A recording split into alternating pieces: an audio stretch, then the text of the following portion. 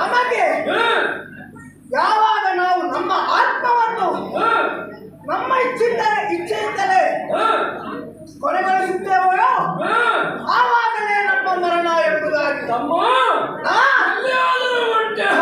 ಇಲ್ಲವೇ ಇಲ್ಲ.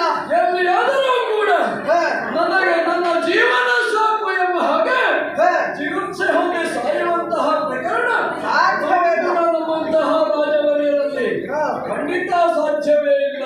ಆದ್ದರಿಂದ ನಾವು ಹೌದು, ಅದಕ್ಕೆ ಹೇಳುವುದು ದೇವರಿಗೆ ಬುದ್ಧಿ ಇಲ್ಲ ಎಂಬ ಹಾಗೆ ನಮ್ಮಲ್ಲಿ ಇನ್ನು ಯಾರಿದ್ದಾರೆ ವಿಚಾರಿಸುವ ಯಾರೂ ಇಲ್ಲ.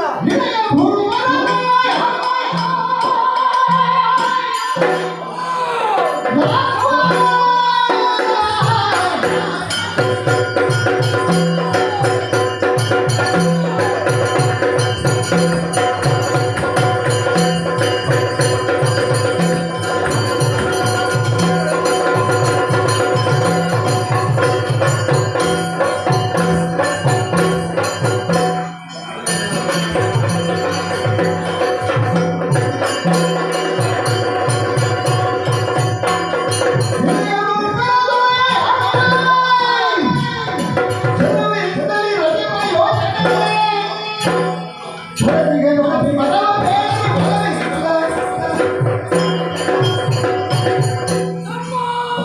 ಅಣ್ಣ ನಾವು ನಮ್ಮದಾದಂತಹ ವರ ವಿಶೇಷಗಳನ್ನು ಪಡೆದವರಿದ್ದೇವೆ. ಹೌದು ಮುಂದಕ್ಕೆ ಕೇವಲ ವರವನ್ನು ಪಡೆದರೆ ಸಾಲದಲ್ಲ, ಜೀವನದಲ್ಲಿ ನಮ್ಮದ ಜೀವನವನ್ನು ಸಾರ್ಥಕ್ಯವನ್ನು ಪಡೆಯಬೇಕಿದ್ರೆ, ಹೌದು ಜನ್ಮ ಸಾರ್ಥಕವ ಭಾವವನ್ನು ನಾವು ಪಡೆಯಬೇಕಿದ್ದರೆ, ಆತ್ಮಾಧಾರವಾಗಬೇಕಿದ್ರೆ ಕ್ಷತ್ರಿಯೋಚಿತವಾದಂತಹ ಕಾರ್ಯಗಳನ್ನು ನಾವು ಮಾಡಬೇಕು. ಹೌದು ಏನು ಮಾಡೋಣ ಎಂಬ ಹಾಗೆ ಯೋಚಿಸಿದ್ರೆ ಹಾ ರಾಜಸೂಯ ಹೆಸರೇ ಸೂಚಿಸುವ ಹಾಗೆ ಎಲ್ಲ ಅನೇಕ ಮಂದಿ ರಾಜರನ್ನು ಜಯಿಸುತ್ತಾ ಕಪ್ಪವನ್ನು ಸಂಗ್ರಹಿಸುವುದು, ಆ ಮೂಲಕವಾಗಿ ನಮ್ಮದಾದಂತಹ ದಿಗ್ವಿಜಯವನ್ನು ಸಾಧಿಸಿ ನಮ್ಮದಾದಂತಹ ಚಕ್ರವರ್ತಿ ಸ್ಥಾನವನ್ನು ನಾವು ಪಡೆದುಕೊಳ್ಳುವಂಥದ್ದು ಅದು ನಮಗೆ ಬೇಕಾದ್ದು. ಹೌದು ಆದರೆ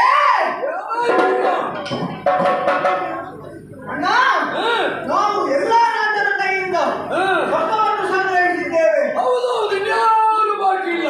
ಆದರೆ ಒಂದು ದೇಶ, ಯಾರು, ಒಂದು ರಾಜ್ಯ ಯಾವುದಿದೆ ಎನ್ನುವಾಗ ಅದುವೇ ದ್ವಾರಕೆ. ಹಾ ಅಮ್ಮ ನಮಗೆ ಯಾವುದೇ ರೀತಿಯಲ್ಲಿ ಅವರು ಕಪ್ಪವನ್ನು ಒದಗಿಸಲಿಲ್ಲ. ಅವರು ಹೇಳಿಗಳಲ್ವೇ, ಅವರ ಹೇಳಿಗಳು ಅವರಲ್ಲೇನಿದೆ ಸಮುದ್ರದ ನಡುವಲ್ಲಿ ತನ್ನ ರಾಜ್ಯವನ್ನು ಕಟ್ಟಿಕೊಂಡು ಜಲಚರಗಳಿಗೆ ರಾಜ ಎಂಬುದಾಗಿ ದ್ವಾರಾವತಿಯನ್ನು ಕಟ್ಟಿದ್ದಾದ್ರೂ ಯಾಕೆ ಅವರು ಯಾಕೆ ಆ ಜರಾಸಂಧನಿಗೆ ಹೆದರಿಯಲ್ವೇ? ಅವರು ಜಲಚರಗಳಿಗೆ ರಾಜನಾಗಿ ಮನೆಯನ್ನು ಮಾಡುವುದು. ಹೌದು, ಹಾಗಾಗಿ ನಾವು ಅವರನ್ನು ಗೆದ್ರು ಒಂದೇ, ಅವರನ್ನು ಬಿಟ್ಟರು ಒಂದೇ ಎಂಬುದಾಗಿ ಅವರಲ್ಲಿ ಕೊಡುವುದಕ್ಕೇನಿದೆ? ಏನು ಇಲ್ಲ, ಉಪ್ಪು ಬಿಟ್ಟರೆ ಬೇರೆಂತದಿಲ್ಲ. ಆದ್ರೆ ತಮ್ಮ ಒಂದುಂಟು, ಏನದು? ನಾವು ಅವರನ್ನು ಬಿಟ್ಟು ಬಿಡಬಾರದು. ಹಾಗೆ ಯಾಕೆ ಅವರು ಕೂಡ ಯಾದವರಾಗಿದ್ರು ಕೂಡ ನಮ್ಮ ಹಾಗೆ ಕ್ಷತ್ರಿಯರು ತಾವು ಎಂಬುದಾಗಿ ಭ್ರಮಿಸಿಕೊಳ್ಳುತ್ತಾ ಇದ್ದಾರೆ. ಇದು ತಕ್ಕದಾದಂತಹ ಸಂದರ್ಭ. ಹಾಗಾಗಿ ಅವರಿಗೆ ಸರಿಯಾದಂತಹ ಬುದ್ಧಿ ಕಲಿಸಲೇಬೇಕು. ಅದು ಸರಿ. ಅದಕ್ಕೆ ಈ ಸಂದರ್ಭವನ್ನು ನಾವು ಬಳಸಿಕೊಳ್ಳಬೇಕು. ಅದಕ್ಕಾಗಿ ಒಂದು ಉಪಾಯವಿದೆ. ನಮ್ಮ ಪುರೋಹಿತರನ್ನೇ ಕಳುಹಿಸಿದ್ರೆ ಹೇಗೆ? ಅದು ಒಳ್ಳೆಯ ಉಪಾಯ. ಅದುವೇ ಭಟ್ರೆ, ಭಟ್ರೆ ಜನಾರ್ದನ ಭಟ್ರೆ ಬಂದಿಲ್ವಾ?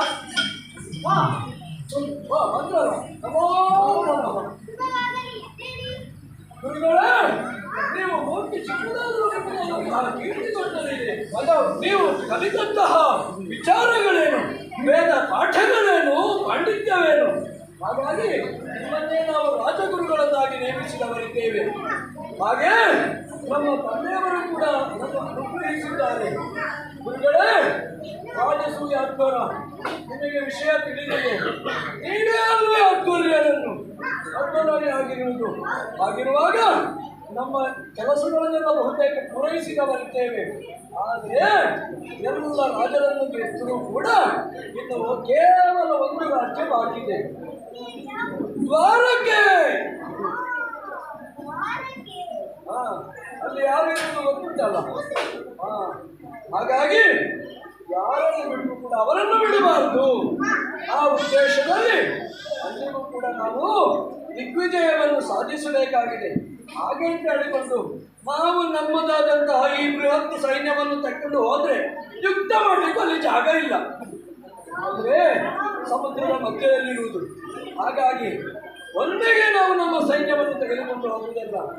ನೀವೊಂದು ಪ್ರಕಾರ ಮಾಡಬೇಕು. ನಮಗೆ ನೀವೊಬ್ಬರು ರಾಜ ಪುರೋಹಿತರಾಗಿಟ್ಟುಕೊಂಡು ನಮ್ಮನ್ನು ಮುನ್ನಡೆಸಬೇಕಾದವರಾಗಿಟ್ಟುಕೊಂಡು ಅವರಲ್ಲಿಗೆ ನಮ್ಮ ಸಂದೇಶವನ್ನು ತಲುಪಿಸುವ ವ್ಯವಸ್ಥೆ ಮಾಡಬೇಕು.